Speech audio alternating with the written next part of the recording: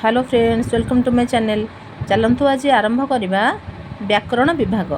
आमर साहित्य बहिर प्रथम भाग व्याकरण विभागर वाक्य विचार। देखते पिला माने वाक्य आम क्या कहवा, एक बा एकाधिक पद मिलित हो मनर भाव को संपूर्ण रूपे प्रकाश कले ताहाकू वाक्य कहुए। बुझेगा आउ थे कहीदे देख, एक बा एकाधिक पद मिलित हो मनर भाव को संपूर्ण रूपे प्रकाश करवा से हूँ आमर वाक्य। एबे चलो multiple type question answer discussion करवा। एक नंबर, माँकर रंधा चली ए वाक्यटी केउ वाच्य लिखित। मन देखी शुण पिला माने, माँकर रंधा चली ए वाक्यटी केउ वाच्य लिखित। एटा हूँ ऑप्शन ए कर्तृवाच्य, बी कर्मवाच्य, सी भाववाच्य, डी कर्म ओ भाववाच्य। एठी हूँ आमर करेक्ट आंसर पिला माने कौन हो, ऑप्शन नंबर सी भाववाच्य।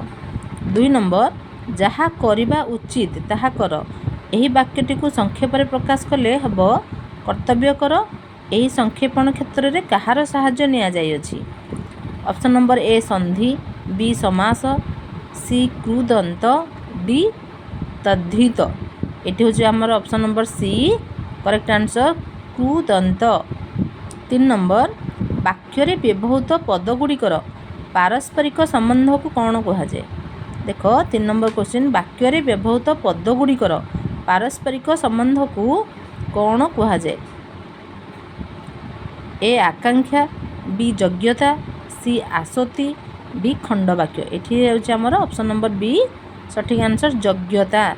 4 नंबर, समस्त वाक्यर समापिका क्रियायुक्त अंशटी को कौन कहुए। ये हूँ ऑप्शन नंबर ए खंडवाक्य, बी वाक्यांश, सी सरल वाक्य, डी मिश्र वाक्य। ये हूँ आमर ऑप्शन नंबर ए खंडवाक्य। 5 नंबर, वाक्य दी कर्मक क्रियार मुख्य कर्म केउठार व्यवहार कराए।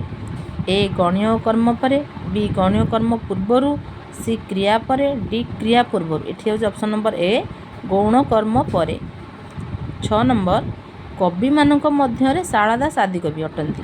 यह कि प्रकार वाक्य, प्रश्नसूचक, विस्मयसूचक, विवृत्तिसूचक, नास्तिसूचक। ये देख, कवि मानक मध्य शारदा सादी कवि अटंती। यह हूँ कि प्रकार वाक्य। ये हूँ कौन आमर ऑप्शन नंबर सी विवृत्तिसूचक वाक्य। कालीर काम जदि आज करुच तेबे आजिर काम एबे कर, यह क्यों प्रकार वाक्य। यहाँ हूँ कौन ऑप्शन नंबर ए सरल, बी यौगिक, सी जटिल, डी हूँ मिश्र। यहाँ हूँ आमर ऑप्शन नंबर सी जटिल। एबे देख पिला माने 8 नंबर, एक बा एकाधिक पद मिलित हो मनर भाव को संपूर्ण रूपे प्रकाश कले कौन हुए। यहाँ हूँ आमर वाक्य कहुए। आम आगुरी कही मु, यहाँ हूँ आमर कौन सठिक आंसर ऑप्शन नंबर सी वाक्य। 9 नंबर, रमेशंक बिना ए कार्य हो पारिब नाही। एठारे बिना की पद। देख, रमेशंक बिना ए कार्य हो पारिब नाही। एठारे बिना हूँ कि पद, से बिनाटा को पचार कि पद ये विशेष्य ना, विशेषण ना, सर्वनाम ना। ये हूँ कौन अव्यय पद। देख 10 नंबर, समस्त वाक्यर समापिका क्रियायुक्त अंशटी को कौन कहुए। 10 नंबर क्वेश्चन मन देखी शुण, समस्त वाक्यर समापिका क्रियायुक्त अंशटी को कौन कहुए। ए वाक्यांश, बी खंडवाक्य, सी आसक्ति, डी आकांक्षा। ये हूँ देख, समस्त वाक्यर समापिका क्रिया यहाँ हो कौन आमर खंडवाक्य, ऑप्शन नंबर बी सठिक आंसर। 11 नंबर, आज केते तारीख यह क्यों प्रकार वाक्य। यहाँ हूँ आदेश सूचक ना, विस्मय सूचक ना, नास्ति सूचक ना। ये हूँ कौन डी प्रश्न सूचक। देख आम आज केते तारीख, केते क्वेश्चन आसला, क्वेश्चन मार्क रहा, यहाँ से हो कौन डी हूँ आम प्रश्न सूचक। 12 नंबर, देख विष्णु उपासक माने खोल करताल बजाई नाम जप करुछंती। यहाँ संक्षेप में लिखिले हम कौन, वैष्णव माने कीर्तन करुछंती। तेबे यही संक्षेपण क्या द्वारा होइछि।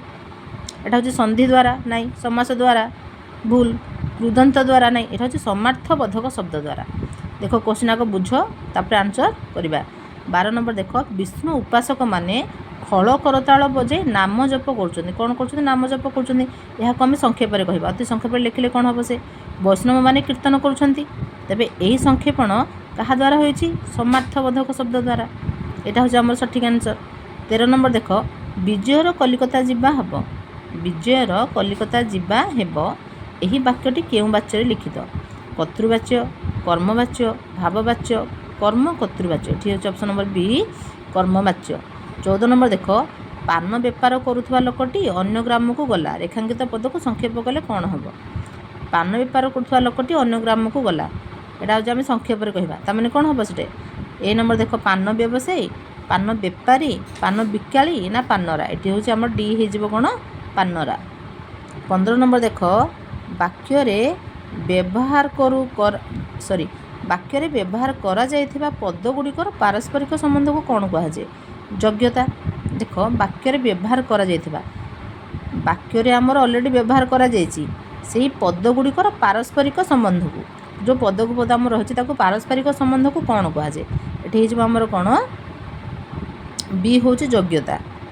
16 ନମ୍ବର ଦେଖ ରମେଶଙ୍କ ବିନା ଏ କାମ ହୋଇପାରିବ ନାହିଁ ଏହି ବାକ୍ୟରେ କେଉଁଟି ସମ୍ବନ୍ଧିତ ପଦ ରମେଶଙ୍କ ବିନା କାହାର ବିନାଟି ପଚାରିଲା କାହାର ବିନା ରମେଶଙ୍କ ବିନା କ୍ୱେଶ୍ଚନ୍ ଆସିଲା ରମେଶଙ୍କ ବିନା ଏ କାମ ହୋଇପାରିବ ନାହିଁ ଏହି ବାକ୍ୟରେ କେଉଁ ସମ୍ବନ୍ଧିତ ପଦ ଏଇଟା ହେଉଛି ରମେଶ ସଠିକ୍ ଆନ୍ସର୍ ଆମର ହେଇଯିବ କ'ଣ ଅପସନ୍ ନମ୍ବର ସି ରମେଶ ଠିକ୍ ଅଛି ନେକ୍ସଟ ଭିଡ଼ିଓରେ ମୁଁ ଆପଣଙ୍କ ପାଇଁ ଆଉ କିଛି ମଲ୍ଟିପୁଲ୍ ଚଏସ୍ କ୍ୱେଶ୍ଚନ୍ ନେଇକି ଆସିବି ଆପଣଙ୍କୁ ଯଦି ଆମ ଭିଡ଼ିଓଟି ଭଲ ଲାଗିଥାଏ ତାହେଲେ please like share and subscribe କରନ୍ତୁ ଧନ୍ୟବାଦ।